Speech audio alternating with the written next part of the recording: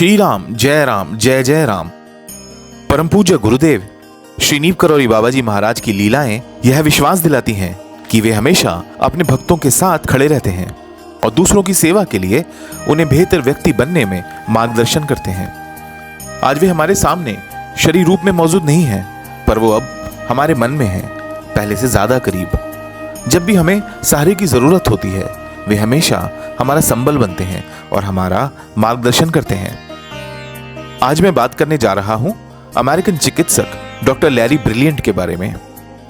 यह कहानी उदाहरण है कि महाराज जी के बताए मार्ग पर चलकर कैसे हम अपने व्यक्तित्व के परम उद्देश्य को हासिल कर सकते हैं।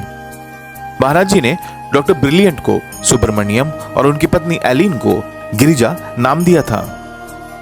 महाराज जी ने मानव इतिहास की सबसे घातक बीमारी स्मॉल पॉक्स या चेचक के उन्मूलन में तेजी लाने के लिए डॉक्टर लैरी ब्रिलियंट और संयुक्त राष्ट्र संघ के विश्व स्वास्थ्य संगठन को माध्यम बनाया।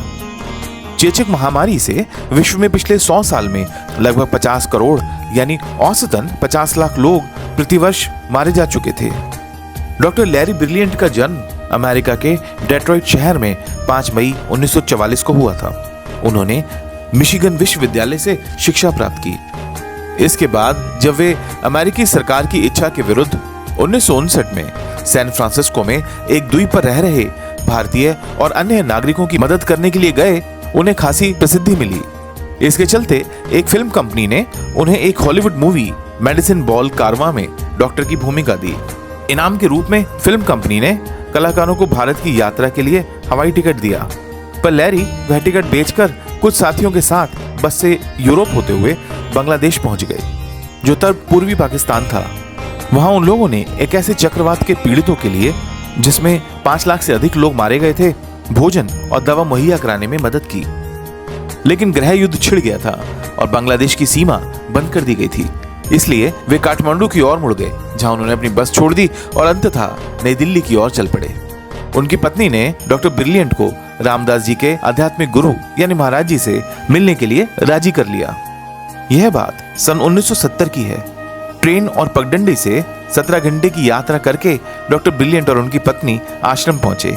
मिलने पर महाराज जी ने उनसे सबसे पहले पूछा, डॉक्टर अमेरिका, आपके पास कितना पैसा है? उन्होंने कहा, अरे महाराज जी, मेरे पास $500 हैं। महाराज जी ने उनसे फिर पूछा, नहीं, सचमुच आपके पास कितना पैसा है? डॉक्टर ब्रिलियंट ने जोर देकर कहा कि उनके पास बस इतना ही है। महाराज जी ने कहा, हाँ, वह तो भारत में है, लेकिन अमेरिका में आपके पास कितना पैसा है? डॉक्टर ब्रिलियंट को चिंता हुई कि कहीं महाराज जी किसी मंदिर में धन की सहायता के लिए ना कह दें। फिर भी उन्होंने कहा, महाराज जी, मेरे पास अमेरिका में केवल $500 हैं, लेकिन मुझ पर मेडिकल स्कूल का भी बहुत बड़ा कर्ज है। मुझे मेडिकल स्कूल में दाखिला लेने के लिए बहुत सारे पैसे उधार लेने पड़े थे। भले ही मेरे पास $1000 हैं, लेकिन मुझ पर उससे कहीं अधिक का कर्ज है। महाराज जी ने कहा, क्या आपके पास पैसे नहीं हैं? आप कोई डॉक्टर नहीं है। डॉक्टर ब्रिलियंट को यह बिल्कुल वैसा ही लगा जैसा उनकी मां कहती थी। महाराज जी ने डॉक्टर ब्रिलियंट की ओर देखा और खूब हंसे। You are no doctor, you are no doctor, you are no doctor, you and no doctor, you and no doctor. Doctor brilliant को समझ नहीं आया कि महाराज जी क्या कह रहे थे। तब महाराज जी ने कहा, आप टीका देने जा रहे हो, आप गांव-गांव जाएंगे और टीकाकरण करेंगे। डॉक्टर ब्रिलियंट ने महाराज जी से पूछा, क्या आप चाहते हैं कि मैं यहाँ किसी को टीका लगाऊं? उन्हें समझ नहीं आया कि महाराज जी उन्हें क्या निर्देश दे रहे थे। हालांकि उनके अलावा बाकी सभी लोग समझ गए। महाराज जी के कहने का आशय यह था कि डॉक्टर लैरी ब्रिलियंट यूएनओ के साथ काम करेंगे और बड़े पैमाने पर जनता को टीकाकरण करने में शामिल होंगे। अंततः महाराज जी के निर्देश पर डॉक्टर ब्रिलियंट ने संयुक्त राष्ट्र संघ यानी यूएनओ के विश्व स्वास्थ्य संगठन यानी WHO के लिए काम करने वाले कुछ परिचितों से अपनी नौकरी के लिए पूछताछ करी, लेकिन उन्होंने जवाब दिया कि WHO किसी को भी काम पर नहीं रख रहा है। अगले कुछ हफ्तों तक महाराज जी उनसे लगातार पूछते रहे, क्या आपको नौकरी मिल गई? वे हमेशा कहते थे, नहीं महाराज जी, और तुरंत यह विषय वहीं समाप्त कर देते थे। एक दिन महाराज जी ने उनसे कहा, आप WHO कार्यालय जाओ, आपको वहां नौकरी मिल जाएगी। महाराज जी के आदेश पर डॉक्टर ब्रिलियंट ने चेचक उन्मूलन में सहायता के लिए दिल्ली स्थित WHO कार्यालय में संपर्क किया, पर क्योंकि वो एपिडर्मोलॉजिस्ट यानी महामारी विशेषज्ञ नहीं थे और ना ही कोई विशेष अनुभवी डॉक्टर, इसलिए यह कोई आश्चर्य की बात नहीं थी कि जब वे पजामा पहने, लंबी दाढ़ी रखकर और चेचक के बारे में बिना किसी जानकारी के WHO कार्यालय में नौकरी की तलाश में गए तो WHO ने उन्हें इसके लिए अनुपयुक्त बताते हुए वापस भेज दिया। वे वापस महाराज जी के पास गए और महाराज जी ने उनसे फिर पूछा, क्या आपको नौकरी मिल गई? डॉक्टर ब्रिलियंट ने उत्तर दिया, नहीं महाराज जी। 2 सप्ताह और बीत गए। एक दिन महाराज जी ने उनकी ओर देखा और कहा, आप फिर WHO कार्यालय जाओ। डॉक्टर ब्रिलियंट बस, फिर ट्रेन, फिर बस, फिर रिक्शा की यात्रा कर वापस WHO तक पहुंचे, लेकिन अभी भी वहां कोई नौकरी नहीं थी। डॉक्टर ब्रिलियंट आश्रम में लौट आए और तुरंत उन्हें वापस भेज दिया गया। यह कई बार चलता रहा, जब तक कि उन्होंने WHO के अधिकारियों से यह नहीं कहा कि वे अपने गुरु के आदेशों को पूरा करने के लिए कोई भी नौकरी कर लेंगे। आखिरकार उन्हें चिकित्सक तो नहीं, लेकिन सहायक प्रशासक के तौर पर रख लिया गया। डॉक्टर ब्रिलियंट ने WHO में सेवा शुरू की और महाराज जी ने हर कदम पर उनका मार्गदर्शन किया, जैसे चेचक भारत में कहाँ फैला था, कहाँ संक्रमण ज्यादा फैला था, कहाँ कैसा मौसम था, संक्रमण संचरण चक्र क्या था, किन स्थानों पर चिकित्सकों को परेशानी हो सकती थी, यानी महामारी विज्ञान के बारे में सब कुछ। इसके अलावा महाराज जी पूरी योजना को व्यवस्थित करने में भी डॉक्टर ब्रिलियंट की मदद करते थे, और क्योंकि महाराज जी की सलाह बहुत अच्छी थी, इसलिए डॉक्टर ब्रिलियंट को अधिक से अधिक जिम्मेदारी मिलने लगी। एक बार उन्होंने महाराज जी से पूछा, महाराज जी क्या चेचक खत्म हो जाएगा? महाराज जी ने उत्तर दिया, चेचक का उन्मूलन हो जाएगा। समर्पित चिकित्सा वैज्ञानिकों की कड़ी मेहनत के कारण यह मानव जाति के लिए ईश्वर का उपहार है। डॉक्टर ब्रिलियंट को इस बात से भी मदद मिली कि WHO में सभी भारतीय अधिकारियों ने सुना हुआ था कि महाराज जी जो कहते हैं वो सच हो जाता है, इसलिए सभी ने उनके काम को गंभीरता से लिया और उनकी टीम की हर कोई भरसक मदद करता। कुछ अधिकारियों को याद आया कि जब 1962 में चीनियों ने भारत पर आक्रमण किया था तो महाराज जी ने कहा था कि चीनी सैनिक स्वयं वापस चले जाएंगे, और ऐसा ही हुआ था। चेचक के भयानक संक्रमण से हतोत्साहित अधिकारियों और डॉक्टर्स का रवैया बदला और उन्होंने अपने लोगों को जबरदस्त काम करने के लिए प्रेरित किया, यह विश्वास दिलाकर कि जल्दी ही उनके क्षेत्र में चेचक को हरा दिया जाएगा। कई चेचक कार्यकर्ता डॉक्टर ब्रिलियंट का सम्मान करने लगे, प्रेरित महसूस करने लगे और महाराज जी के बारे में खुलकर बात करने लगे, क्योंकि वे सभी धर्मनिष्ठ व्यक्ति थे।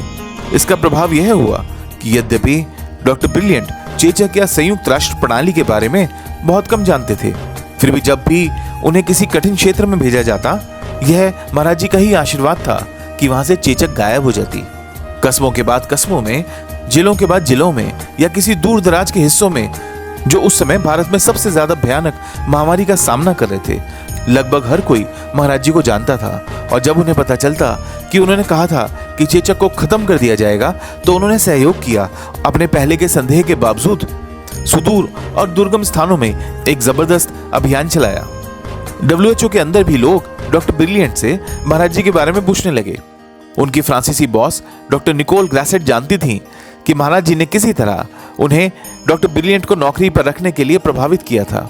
डॉक्टर निकोल कठिन निर्णय लेने से पहले हमेशा हर किसी से सलाह लेती थी। उन्हें डॉक्टर ब्रिलियंट और उनकी पत्नी से यह पूछने की आदत हो गई थी कि जब वे सप्ताहांत में महाराज जी से मिलने जाते थे तो उन्मूलन कार्यक्रम में विशिष्ट समस्याओं के बारे में महाराज जी ने क्या सलाह दी। महाराज जी भी हमेशा सलाह देने के लिए तैयार रहते और उनके उत्तर व्यवहारिक और आध्यात्मिक हर स्तर पर ज्ञान से भरे होते थे। चेचक उन्मूलन प्रयास का पैमाना आश्चर्यजनक था। 2 वर्षों तक हर महीने कई गांवों का सर्वेक्षण किया गया। कुल मिलाकर 2 अरब से अधिक घरों का दौरा किया गया। जब कार्यक्रम शुरू हुआ था तो एक ही वर्ष में 30,000 मौतों के साथ 1,80,000 मामले थे। 30 विभिन्न देशों के कुल 400 एपिडर्मोलॉजिस्ट या महामारी विशेषज्ञ और 1 लाख भारतीय श्रमिकों ने करुणा और प्रतिबद्धता के उन्माद में काम किया। अंत में लेकिन यह काम कर गया।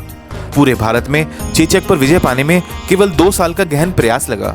दुनिया में गंभीर चेचक का आखिरी मामला 16 अक्टूबर 1975 को रहीमा बानो का बांग्लादेश से सामने आया। भारत में हर किसी ने कहा था कि यह नहीं किया जा सकता, यहाँ तक कि WHO के कई अधिकारियों ने भी। लेकिन महाराज जी ने कहा था कि यह किया जा सकता है। ऐसा कहा जाता है कि महाराज जी का शब्द किसी भी मामले पर अंतिम शब्द होता था।